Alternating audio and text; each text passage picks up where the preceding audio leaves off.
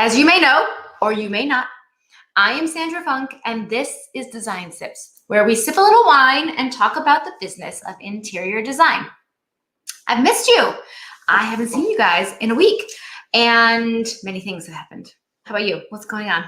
I am so excited to announce that I have Sarah Cates here with me in the house. Hello, hello. Cheers. Did you hear that? The clinking of a glass, another human.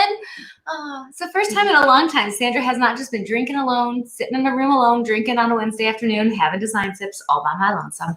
I'm just kidding. I see you guys all out there. Thank you. Okay, so what we're talking about today. We are talking about running a design firm with joy and efficiency. Who's interested? Who would like joy and efficiency in their design firm? I know I feel better when I feel like I am knocking off tasks, like I know what to do next, like I know that we're on track for our next meeting, for our next thing. And I definitely love it when there's time for the joyful things, right? There's time for, going deep dive into beautiful fabrics, and there's time to sketch and dream and think, right? Sometimes we get into spazzy overwhelm and we lose time for creativity, and that is why we are hired. That is the point of existence for our firm. So we need to clear space for all that creative juice to flow. Speaking of juice flowing. Yes. Cheers. Eric just commented. Hello. That's a mighty big glass, lady. That's my kind of pour. That's right. Listen, it's one pour per design sips because we really don't want to have to stop and think about it, do we? No, people, we don't. But cheers. Yes, this is and it also looks humongous when I get closer to you all in the camera. You know how that is, right? Things may be closer than they appear. One of those moments. Yes, exactly. Okay, well, I'm so excited for today's episode. But same. We would be doing a huge disservice if we didn't fill them in about one of the super fun master classes we have and how there's only 2 left. Oh my gosh. So this very morning, was it morning? Was it afternoon? I don't know. The time is like a warp. Yeah. Anyway, earlier today, we did our first of 3 sessions of our Stand in Your Space masterclass, which I privately have been calling SIS, S-I-Y-S. Get it? Anyway, so we did this masterclass this morning, and it was absolutely phenomenal. So incredible to take a really deep dive into the strategies behind being confident enough in your business to totally own it, to just stand in your space, stand up for your business principles, stand up for your worth and what you charge, and take no prisoners. So it was a total blast. We had so much fun. And it, of course, is it jives with the opening of the standard. So the interior design standard, our template for running a joyful and efficient business, opened today. So we are open for enrollment. So any of you who've been thinking about it, waiting for it, it's time. Now is the time. The standard is only open for 1 week. We close April 28th. Next Wednesday, we'll be having design sips. I'll be reminding you that it's going to close that day. But don't wait. We switched it up this year, and the first module drops the second you check out. In addition, every bonus drops the second you check out. So why wait until tomorrow? What you could be leveling up today. You can jump right in and start making your design business unbelievable. Yes, and we have to do a shout out to all the amazing designers who already invested in themselves today. Oh my gosh. So the confetti was flowing. We had an amazing masterclass, and we really, we had a really fun bonus if you purchased in the masterclass, which was awesome. And with the confetti was flowing, and we have so many amazing designers joining the community of leveling up their businesses, believing in themselves, investing in themselves. It was awesome, like so empowering and so beautiful. Such an amazing group of people. And the real beauty is they get to go through the standard, get, all the onboarding, get all the templates, get all the knowledge, and then they join the larger community of Standard alumni. And we need to give a special shout out to some of our Standard alumni. who also were in the masterclass and were so helpful in answering questions for designers who were, wanted more information on what it would be like to be in the standard. So you have names. So thank you, Melinda. Melinda, thank you so much. I wasn't in the chat because I was talking, but my word on the street is that you are incredible. And we all knew that already, but I just want to say a special thank you. And special thank you to Simone and Edith Bauer. She was there hanging out, and a ton of others that were whirling by. Yeah, a ton of standard members showing up for that masterclass, which is awesome. So I thank you, and I thank you for helping the other designers see the value and see and understand what it is to be inside the standard. So it's very, very helpful to me that you've offered your, support in this, that those designers within the standard that are more than willing to share what they've learned and what it means to their businesses and help you see what it would do for yours. So that's awesome. So if you are considering the standard and want to speak with a designer who's completed it to really get an inside scoop, of course, I've been telling you about it all the way through, but if you want to talk to someone else, get some references, reach out. We can definitely put you in touch with some designers who've completed it. Yes, and Simone, who we just mentioned, just hopped on. Simone, we were just giving you a shout out. Yeah, thank you. Thank you so much for being in the masterclass and being an amazing alumnus. We appreciate it. So she's Global Inspirations Design, and we highly recommend you can DM her and ask her about her experience with the standard. Absolutely. Reach out. There's no better advocate than the people who've taken it already and are using it in their businesses. Yes. And you can also email us and we can connect you with designers too. Definitely. We also have, hi honey. Oh my God. I see you commenting. We talk about this all the time, and I just want to point it out one more time. We have designers from all over the world in the standard. So just because you're not in the United States does not mean that these principles and techniques and this business mindset and the overarching strategies and all the processes and details, they can work for anyone, anywhere. Everyone, no matter where they are located, must take the agreement and go get it vetted by their own lawyer. They must speak to them about how it relates to them and their local laws and regulations. So that's the same for someone in the United States. That's the same for someone overseas. Anytime you're going to use an agreement in a business, you need to have your lawyer review it, right? My lawyer's reviewed it a million times, but you need to have your lawyer review it for your local codes and regulations. So no different from around the world. And it's, we've had international designers since the very beginning. So well over a year into using the standard, no issues. So it's so exciting to think that we could be leveling up and having standards in an interior design industry worldwide.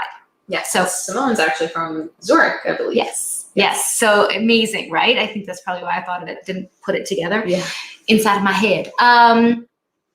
So yeah, I love the idea of this community as well, because of course, everyone, we all learn from each other inside of the standard. We are all sharing. There's a great private community of standard members, and oh my gosh, it's buzzing all the time. There's so much collaborative communication, asking questions. People are all weighing in, and it's great to get those perspectives from all over the place. So that's what we know. That's what was going on this morning, just to give you like a tiny update. Yes, and so you guys can ask us your questions about the standard throughout, but we are actually here to deliver just amazing business advice. Okay, let's do it. Okay. So going with the topic of running your business with joy and efficiency, Sandra, how do you define efficiency? Oh, so I define efficiency. That's interesting. Okay. I would say for me, it's any process or anything that I do repeatedly, I am going to document it, clarify it, refine it, and then make it repeatable. So efficiency for me is looking at, and also that's in this like granular little moment, right? I'm going to send an onboarding email every time we switch into a new phase of the project. So I'm going to write that email once and send it to every client as they go from conceptual to detailed design. But also it's looking out over the entire process once you've written all the steps down and looking for duplication, looking for clarification, looking for ways to make it cleaner and clearer. For instance, a long way back, we decided to just go ahead and assign the tasks to the right team member back in the template so that every time we copy it, it just automatically gets assigned. So now all we're really doing is adding the client name and the due date. I know I'm digging deep, but don't worry. There's an Asana masterclass coming this week too. Keep your eyes open, and I'll show you all about how that works. But basically, it's really documenting processes and then linking them together in the order that they go in, and then really looking at it strategically, kind of reading it through, going through it, talking it through with your team, doing a big whiteboard think tank. Where are we duplicating? Where could we clean it up? Which thing should happen first? What's the process for all of this? What could be happening in tandem? Are the right people working in their superpowers? I mean, I could go on and on. I'm obsessed with this topic.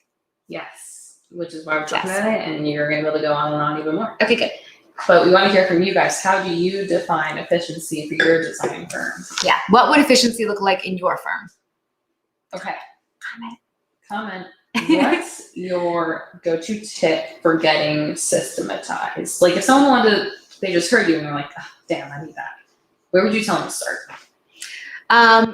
It's documenting. And for us, it was years of documenting. So, it's those little things. Like I would send this email to a client and then I'd be in the same situation needing to say the same information to another client the next time I was doing a project.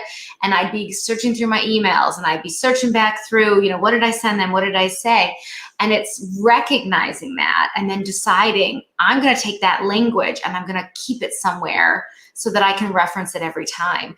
And then it just developed. And then it turned into what I just mentioned, document each and every step. Put it in the order it goes in, refine it. Systematizing equals efficiency for me. Like getting systems in place, getting clarity, understanding who's going to do what, when they're going to do it. That's how you get efficiency. Yes. By putting systems in place. Yes. So whether you're writing that down in Google Docs or any other system. Right. Any other just system. Do it. Just document everything.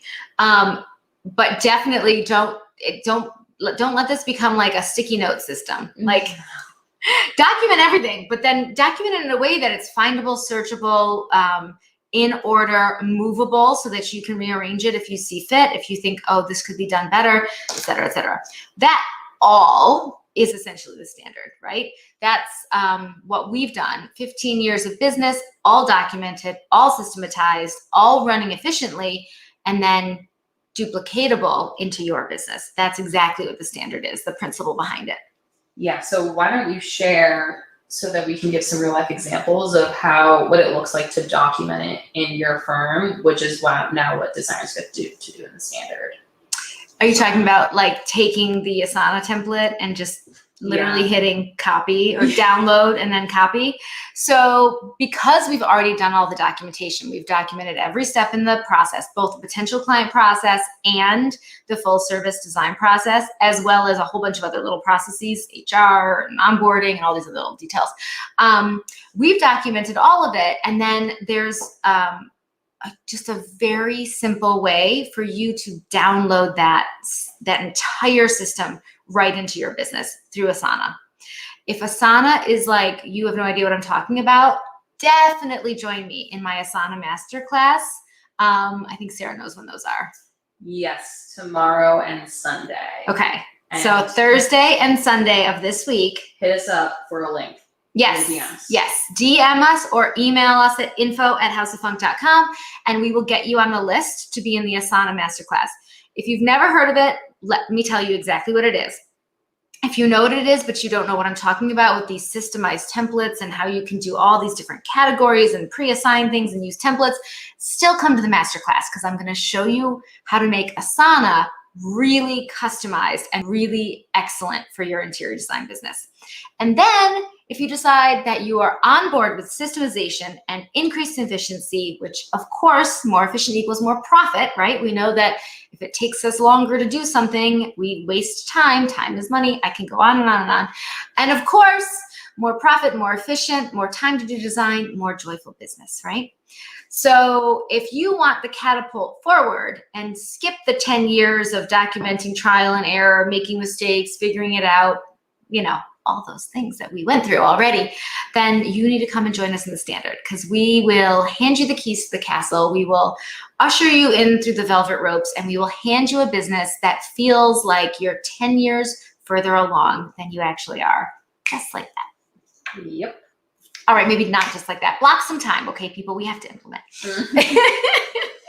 But what I love as an employee is, we think of something better. Sandra says, let's update the template. It takes 5 minutes. And then I know for sure that every time we have a new project, that new update. That update is rolling through. Yes. I love that. Easy. Seriously love that. Yep. So okay. Good. What's a false assumption designers have about systems? I think a false assumption is that they can't do it, that they're too creative for systemization and efficiency and all those words that probably my degree in business has me feeling comfortable with, right? That they're too creative, that the design process isn't linear, that it's creative and it has flow. Sure, it's the creative portions of your business are creative, and they could strike at midnight, and you could be, walking down the street and you have the eureka moment. Absolutely. But the business side of your business, because you went into business, you are an entrepreneur running an interior design firm. That part of it, right? That part of it, 100% systematize. Do the same level of onboarding for every potential client. Do the same level of onboarding for every client once they sign. Do the same level of amazing high-touch communication. Do the same level of detailed double checks when you're writing proposals. All those things are woven in. And they're woven in because we learned our lesson time and time again. And listen, when we learn a new lesson, we update the template and we roll it into our next launch, and we upgrade the entire standard every time we launch. It's just our nature to just iterate, and make it better and better and better. Mm-hmm. Sarah is amazing because she always documents all those little iterations, so the people who've already gone through the standard do not need to start all over again and try to seek out the changes. We have a little cheat sheet. We walk through exactly what's been updated, why, and give them all those resources as well. Oh, which reminds me, lifetime access, right? Mm-hmm. You're not just doing the standard for the 7 weeks of the modules rolling out and then you're on your own, kids. You have lifetime access once you're in the standard. So what that means is every time we launch, you are going to get the latest and greatest content. It also means that you're going to be over there in that Facebook community, in the environment with all those other designers who are also leveling up their business with those same standards, which is incredible because then you're speaking to each other apples to apples, and there is synergy and efficiency in that as well, right? So if you're asking a business-related question to a group of standard alumni, they're all talking about the business with the same terms. They understand that the pricing models are consistent across the board. The, margin targets, all the ideas about it are consistent across the board, which means they can really get into the nitty-gritty with you because you're speaking apples to apples. A totally extra bonus, amazing part of being a standard member is that community that will support you and help you. And oh my gosh, the number of times people have posted okay, I've got my design agreement ready. I've got my presentation ready. I've got my fee ready. I'm leaving for this, I'm leaving for this potential client meeting. Tell me I can do this. And the barrage of just love comes pouring in. And it's so fun when they circle back and sign and we all go wild. So can you imagine a community where they're 100% rooting for you, because it's a win for everyone. We always talk about we all rise together when we're doing better designs. We're more efficient, we're more profitable. When we are more profitable, we have more time to do excellent design, and it just layers on top of each other, and we just get better and better all the way across the board. Cheers. Cheers to that. Yeah. I was slightly distracted because I just got an email from a designer, Janie. She says, I spent days going through your YouTube videos and it helped me so much. Thank you for thinking of me. Oh. She got one of our emails, inviting her to a masterclass. So sweet. And that's so Design sweet. Sips. So thank you all for joining us. Yeah, thank you for being part of the Design Sips community. I was saying earlier this morning, it started out as like, hey, we got to get into video. Video is really good for engagement. Video is really good for the algorithms on social media. So we need to get video going, blah, blah, blah. And we thought we were doing like, pillow fluffing and art hanging heights 101 for our end user. And it turns out our design community is who really engaged with us over and over again. And at the end of every Design Sips, we open up to Q&A, and I always joke, I've got a glass of wine, I'm captive, what do you need to know? Like, let's talk. And it turns out this community, we started talking about the business of interior design. So it was really you, all of you out there, who started that conversation, and it's been going ever since. So I think we're on about 4 years of Design Sips, which is crazy. But here we are. Yes, and I see some new designers who have enrolled. So we have Lindsay Hunter. Hello, Lindsay. And also Katie Hilburn. Hello, Welcome. hello. We're so excited. We are so excited to have you in the Standard. Thank you so much for joining us. We're going to knock your socks off, I promise. Yes. That is the plan. And so, and like Sandra's been saying, the Standards, you can go enroll right Yes. this second. Yeah, we are open. We are only open 2 weeks a year, 1 week in the spring, 1 week in the fall. This is it, people. We're also running a design firm, and therefore we really kind of have the Standard in its batches. We want to give you our complete and total full attention and incredible customer service and experience and answer all of your questions. And then we have to go back and do that amazing level of customer service and care for our clients as well. So this is it. We have 1 week. So we are open now until April 28th. And after that, we're bye-byes until the fall. So we were just doing our masterclass, and we had an amazing designer reach out and DM us that said, we're in the masterclass and we were talking about standing in your space, owning your business model, being confident, all the things. And she had a potential client reach out to her via text. And right in that moment, she wrote right back with just confidence and clarity and stood up for her business model and did it with a smile and did it with kindness and care.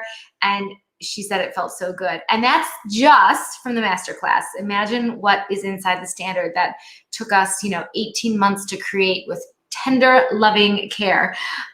We really have put everything we can imagine into it. The kitchen sink is yours. We are if we can come up with more to give you, we are giving it to you. At this launch, we've got more bonuses layered in, more extras, a whole nother module coming in. So many incredible things to just take it up a notch. And we have no plans of stopping. It's just how we are. I love it. Katie commented, yes, I'm so excited to have joined. Already marked my calendar with every module. Brilliant. Thank you, thank you, thank you. So good, so good. Yes, and we have our Zooms, so we're gonna be module drop Zoom, and that way we are just gonna hold hands and drag your business to the heights. We're just gonna take it all the way up. And I see Claire Hung, I think that's how you spell her last name, but she's a fall 2020 Standard member. Hi, so Claire, thanks what's for going on? joining Design Sips, Claire. Okay, so how do you phase your projects? And I like this question because I really feel like it does have a lot to do with joint efficiency. How we phase it? Oh yeah. So we start with the potential client process, right? That's like the pre-process. It's a standalone process, obviously. Once they sign, we roll into some administrative stuff, just setting up the project, getting all the files and folders and details and scheduling and pipeline under control, right? Then the client really experiences the project starting in conceptual design. Here is where we take a ton of information from them. We capture all the information from the site, tons of measurements, documenting, and a really detailed design questionnaire with all the questions from 15 years of, what we should have asked, and what we should ask next time, all of that constantly updated and popped out to be one thorough questionnaire. Again, I'm into efficiency, so not so lengthy that the clients are like, I can't even bother doing this, but really detailed. That questionnaire, we send it ahead to them, And then we either offer to walk it through together or they can fill it out on their own. I'm the kind of person who'd want to pour a glass of wine, go sit out on the patio and like mull this over with my significant other. Some people don't even have time for that. Their life is just running wild and they just want to get on the Zoom and answer the questions. They don't even want to write it down. They just want to be there live with you. So we do it how we do it. Then once we have all that information, we really go into think tank mode on the project. We come back to the client with a presentation where we are really trying to gather. We're showing them an ideal layout for the space. We're showing them mood boards and some high-level selections to clarify that we're going in the right aesthetic direction. And then we also show them an investment estimate. So an estimate of what it would take to complete a job of their size and that scale and that scope and that layout. And so once we have all that in place and they sign off on it, because I'm a big girl who says sign of the dotted line, this is business, then we can move into detailed design. And so the whole point about this bringing so much joy and efficiency is that we want to go in high level in the beginning. We want to go in and talk function, layout. We want to talk design, aesthetic direction, and we want to talk budget, the furnishings investment estimate. We don't want to get too far down the rabbit hole in any one of those three categories without buy-in from the client. And I'm talking sign-off buy-in from the client. Because what I have found is if I get all excited about some crazy indoor waterfall, and that is just not in the cards, they don't like the idea, they don't like how it looks, they don't like the price, they're allergic to water, whatever. I need to know that before I've gone way crazy rabbit hole and done all this work on it. So that's about efficiency, but it's also about joy.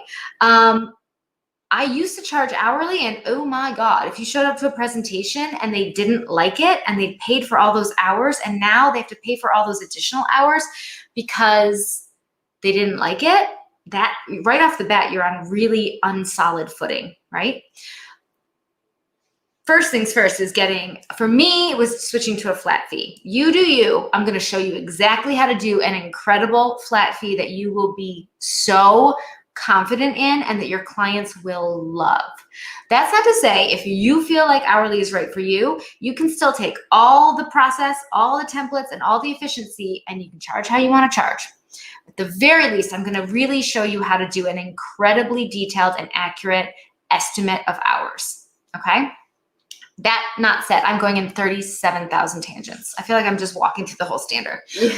But anyway, once we get all that clarity, we go to detailed design. Okay, detailed design, I am every single selection, every single detail, trade, vendor quotes, from the throw to the bauble on the end table to the art on the wall. I am leaving no stone unturned. I want to come in there and I want to propose a complete environment.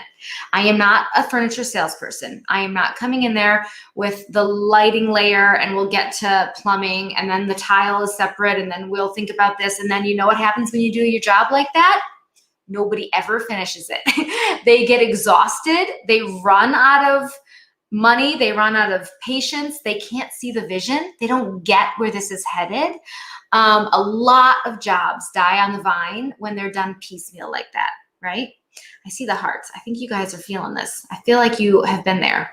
So when you take the time and you give yourself the space and the design fees to stop and create an entire environment and get every proposal done and every quote that needs to be done to make this happen and present it as one cohesive environment, completed environment, you are going to A, knock your client's socks off, and B, you will have jobs that finish and that are photo worthy because they will have art on the walls and accessories on the nightstands. Yeah. This was not something that came easy, and it was really hard to figure out why I wasn't completing the jobs all the way through to art and accessories and how I needed to shift it to make it happen. But man, oh man, when you shift it and make it happen, you get to go all the way. Yeah, and I was thinking today, we get a lot of questions about how to attract ideal clients.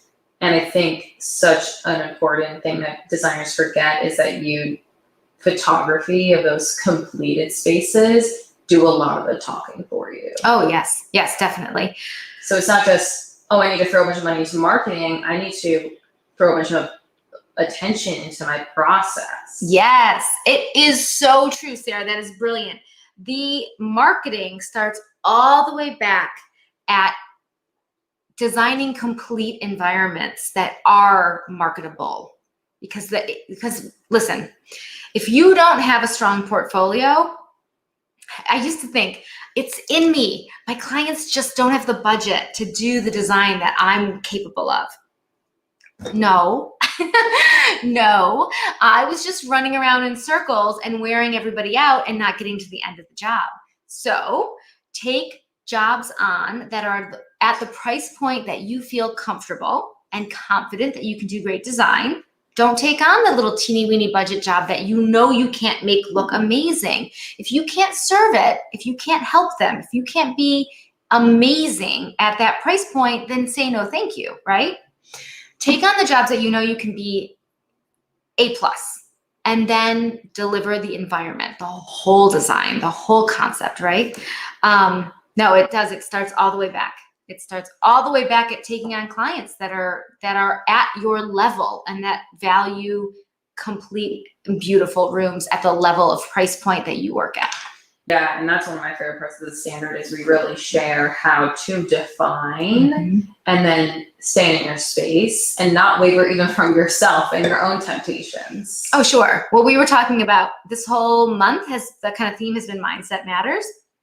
In our private Facebook community, the standards, and then also in Design Tips.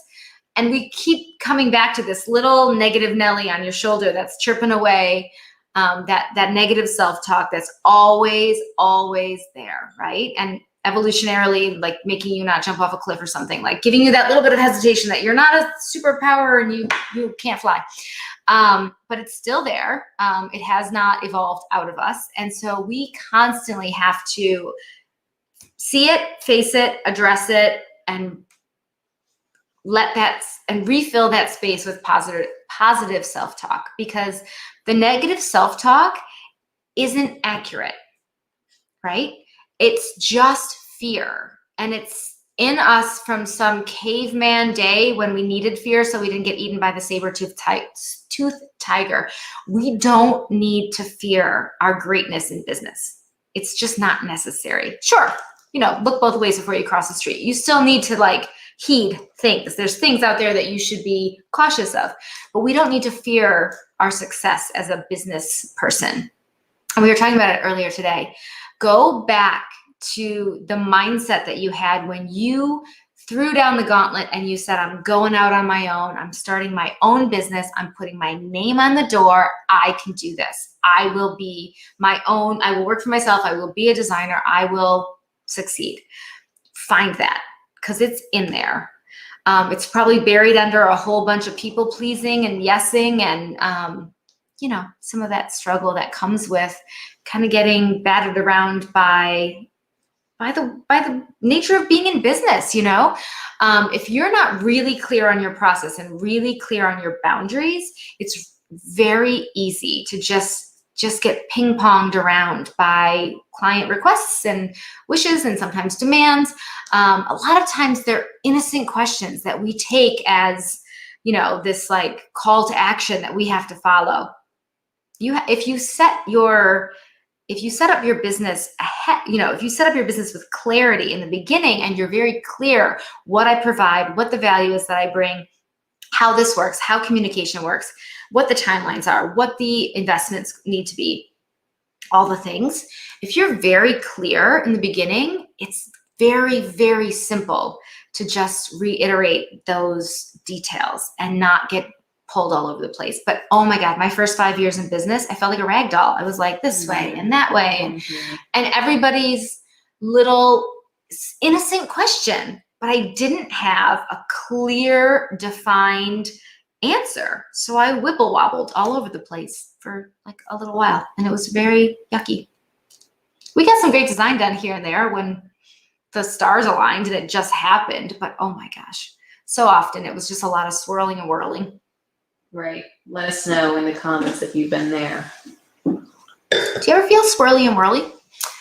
Okay, Doris says, I got a call and I missed it, just came back. Did you say you work by the hour or did I miss the whole thought? Which kind of leads into my next question is, how do you price your projects for joy? Yes.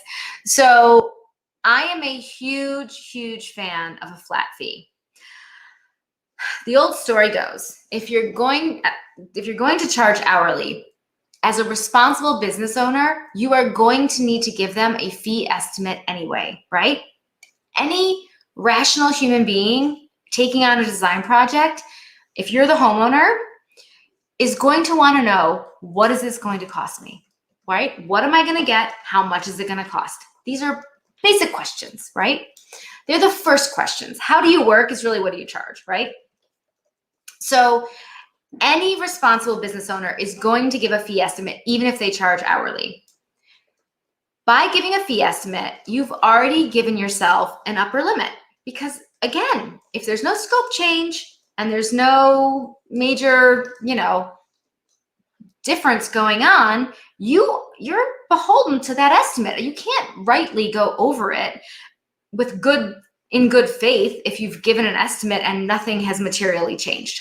Now, so my feeling is, when you charge hourly and you give that estimate, I would say it's highly unlikely that you're going to go over that estimate in good faith and with a good client relationship. But it's likely that you're going to come in under it. So if that estimate is good and clear and accurate, why not just charge that estimate? It's your upper limit. You only have downside as someone who charges hourly and gives an estimate. Now, if you charge hourly and don't give an estimate, please refer back to a previous Design Sips episode where I tell the story about me rocking in a small ball under my desk, because I pray for you that you don't end up there. Dangerous place to be, I must say. Okay, did I answer the question? Pricing. So flat fee. So that's my reason for not doing hourly, because you're capped at your estimate anyway, and you only have downside. So, okay, with that mindset shift, now let's talk about if you do get on board with charging a flat fee. And of course, I hear you. I don't want to lose my shirt, right? That's the whole point of the standard, is I'm going to show you exactly how to dig into your data, figure out the flat fee that's right for your business, not my flat fee. My overhead's different. My price point's different. My clients are different. I'm going to help you figure out your flat fee. And together, we're going to set a flat fee that gives you profit. But more than anything, it gives you joy. And here's why. Once you go back to the data and you do the calculator and you get the fee right and you double check it in your wealth manifestation spreadsheet and everything is tying out, you can give that flat fee. I give you all the boundaries to make sure you don't lose your shirt. We have all kinds of a containment so that it's not just amorphous forever. There's timelines and there's constraints and there's round of revision included, and there's a way to charge more if more revisions are needed. There's a way to charge more if scope creep happens. We are always ready for what's going to happen, what the natural things that happen in a design project. But what a flat fee does for you, you're still going to track your time because you need the data so that you can make sure your flat fee stays accurate. But you don't have to go through this monthly or bi-weekly or whatever you do invoicing with your clients. That I know from doing it. Some clients are no problem. They absolutely appreciate it. They get it. Maybe they're a lawyer and they bill hourly and they're totally used to this concept. They pay your fees and everything's rolling. And then you have the clients that question every single invoice, that want to go through. I mean, I've had clients point out spelling errors in an invoice. I mean, they just want to fight. They're also unclear on why it's so lumpy, right? Why is it so busy at the beginning of conceptual design and then so busy at the beginning of detailed design, and then I literally have lost jobs in the middle because they just didn't believe me that it's front loaded. We're really busy in the beginning and it slows down during procurement and then it speeds back up again at the end. And I promise we're on track for the overall budget I set for you. They just were like, this feels so overwhelming. This feels so expensive and it feels so out of control. So a big part of flat fee is getting clarity on what it's going to take to do these jobs from the data, getting confident that those numbers are right by double checking them in your wealth manifestation spreadsheet, that it's actually going to make you profit, right? It's not a flat fee that you're going to undercut yourself. And then you open yourself up to be the amazing designer that you are. No one's looking at the clock. No one's saying, oh no, you don't have to come by to check on the site today. Everything's fine. And then they hang the chandelier at the wrong height. Nobody's questioning your design fees. You're not reselling your worth every single month after hitting send on those design fees. I just remember the pit in my stomach when I would hit send on those design fees and I would just wait for the replies to come back. Ay. But more than anything, I think it is like at that point in the job, like we talked about, complete jobs are your best marketing. At the end of the job, you're not only working through the punch list and getting it all set up, but you're coming in and you're doing that final styling. You're getting the bookcase to look amazing. You're getting fresh flowers. You're just positioning everything just so. You're making it look over the top amazing because your photographer is on his way over and you're going to document this job.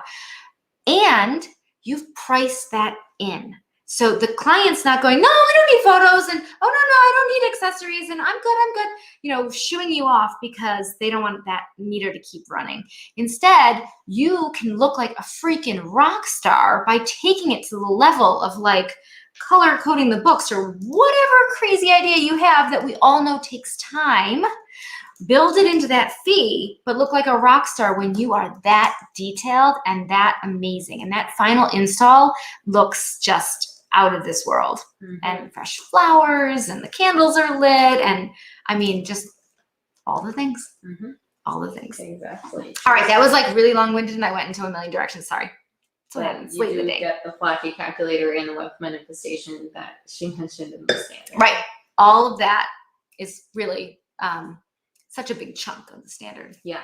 And in case we didn't mention it, the standard is only open for a limited time. Yes. We are open today through April 28th. And then that's it. Poof, we're gone until the fall. Yes. And if you enroll right now, you get module 1 right away. And it is jam-packed.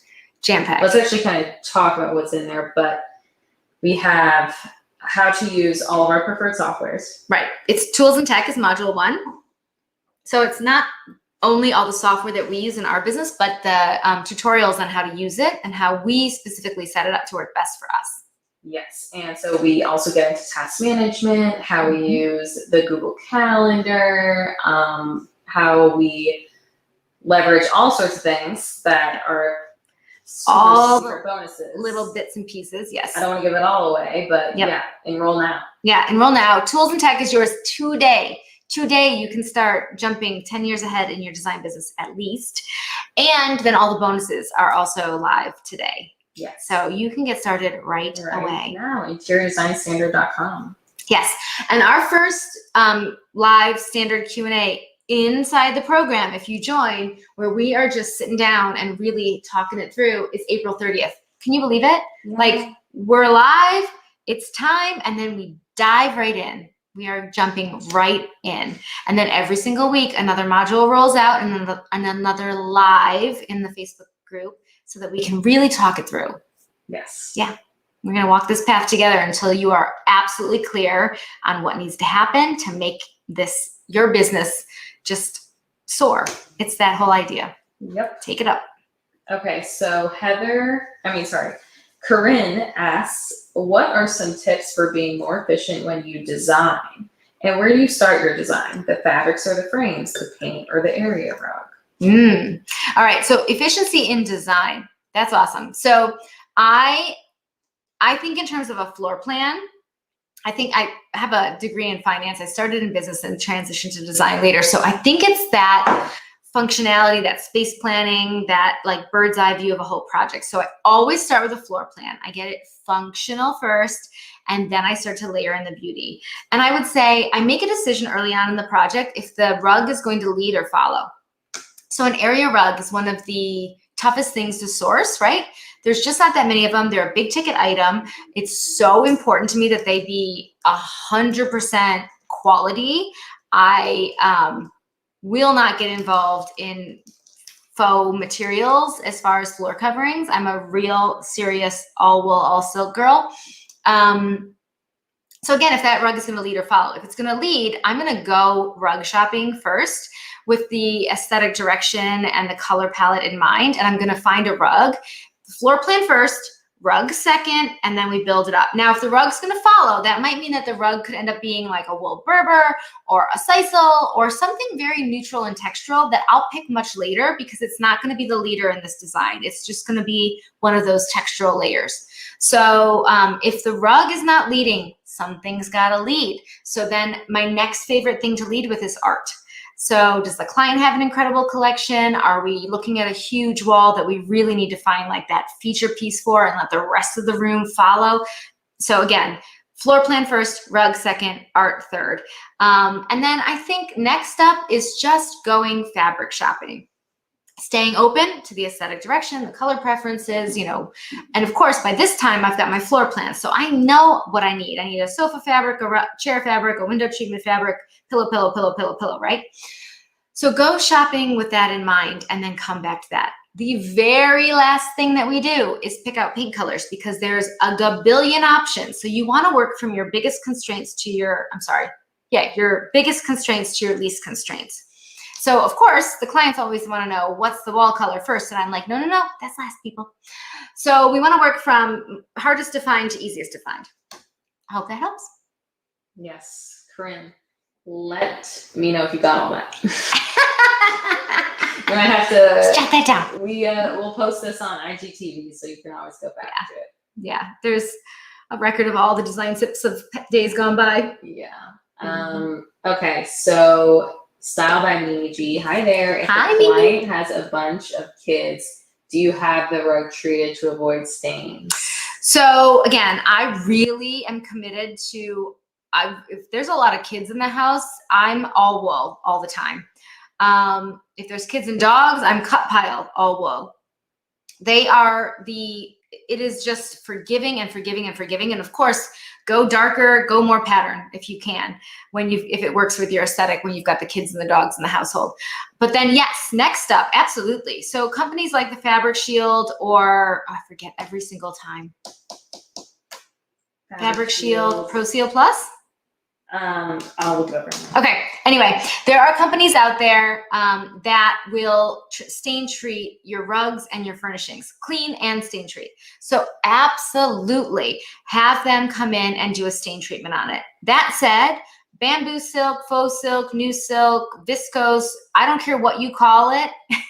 That stuff cannot get wet, cannot get cleaned, cannot get stained. Just no. Like, nope. I am a big fan of being the guinea pig and trying something for myself before I ever try it for a client. And I have a faux silk rug and it is a piece of garbage. Sorry, that's the truth. It just can't withstand normal life. Like if you can't get out of a shower and walk across your rug with damp feet, that's not gonna work. So anyway, that's what I'm saying. Please, people, save yourself. Stay clear of the faux silk. Fiber Seal. Fiber Seal, yeah. So I think they're both New Jersey. Fiber Seal, Fabric Shield. I think Stanley Steamer. Like, there's a lot of companies around the country that will clean and seal your furniture and your rugs, and they're great. It really is great. Okay, and also I want to remind everyone we're still. Oh wait, how long have we been live? I don't even know. Okay. You can ask Sandra any business questions here. I love these questions coming in that are design related. I know, so fun. Even though my eyes glaze over because I'm not really a designer. Weren't you transitioning at one point? Yeah. She's making a very funny face. Into other things. She transitioned into other things. Like helping run design tips. Okay. Can you really have joy when being an entrepreneur and running a small business? Yes. And if you can't, go work for someone else. Like if this really does not float your boat, you tried it, you hate it, it might not be for you. That's the bottom line. And I talk about this all the time. If you are in business for yourself and you are putting your name on the door, then you need to show up in your marketing. You need to be comfortable hiring a lawyer to review your contract. You need to be comfortable talking to insurance agents about the risks and liabilities of the work that we do. You need to be able to be a commanding force on a job site to make sure that your design vision is enacted as you designed it. That's pretty tough sometimes. And you need to be someone who holds a kind but firm container of boundaries and processes, timelines and budgets for your clients, because you are the expert. They came to you for your expertise. They came to you to lead them through the design experience. They did not come to you to tell you how to run your business. Their questions, because they don't know better, might lead you to believe that, but they really need your leadership. They need your structure. They need you to be, this is like the pep talk I give to a friend who's got a kid who's unruly. They need your structure. They want to be parented. They want to know what time to go to bed. They want to know what a clean room looks like, not just go clean your room. I'm not saying I'm good at the kid thing. I'm just saying it's a similar principle. Our clients do want to know how to make this project the best it can be. We have to tell them. We are the experts. We don't hire lawyers and doctors and even coaches and tell them how to communicate with us, when to be open, when to take our business, how much to charge us, how long a session should take. No, they give us those boundaries and we respect them because we respect them as professionals and as business people. And all we have to do to be respected as professional business people is give those same kind containers so that people understand how to make this process and this experience of interior design flow better. That's the thing. Mm-hmm. We're out of wine. Oh, do you need me to take your? No. Okay. Oh, yeah, we are out of wine. Okay. Not like really out of wine, but out of wine in this room. I doubled down on our design tips from last time. Okay, guys, we are gonna wrap it here, but before we leave, we have 2 options for master classes. Yes, indeed. So stand in your space. Okay, so stand in your space, sis. So that is all about the 3 strategies for interior designers to confidently stand in their space. And this is what I've been talking about. Having systems, processes, timelines, budgets, and fees that are so clear and so absolutely 100% in alignment with the business you want to run that you would never even consider wavering. And what happens when you're so clear that you would never consider wavering? You are inspiring confidence in you. Like you are unshakable, and your clients will feel that confidence and they will feel that expertise and they will feel that knowledge, and they will know that you are coming to them with seriousness and that you will deliver what you say you deliver. It is amazing how that shift turns into signing new business. And then we have our Asana Masterclass, how to use Asana to catapult your interior design business forward. Asana is a task management program, but if you just straight up do a demo on it, it just looks like a big blank white screen, okay? The whole thing of it is to have us show you how to set it up for our design project and how to set up the different phases of your work and the columns and the timelines and the tasks and all the things. So Asana for interior designers is huge. It will really open your eyes to what could be an incredible efficiency booster in your firm. All of those things are at houseoffunk.com/trade or the interiordesignstandard.com. Yes. And DM us if you can't find any links. Right. DM us if you need help. We're happy to hold your hand through this process, but we are spazzing out with lives this week. So if you need more Sandra in your life, you just let us know. We'll tell you where to find us. Yes, and Friday we have a Design Sips special one with 4 special guests. Yes, we have a bonus Design Sips, which will be so fun. I cannot wait. A Friday Design Sips. When is that? 2:30 on Friday? Mm-hmm. Yeah. And it is filled to the gills with Standard alumni who are going to tell you exactly what the Standard did for them in their business. I can't wait. Yes. I cannot wait. Alrighty, guys. So fun. Enrollment closes on April 28th. Yes, April 28th. Don't wait for the last day. Yeah. Don't do it. There's so many fun things you can dive in before then. All right, you all. Peace. Have a good one.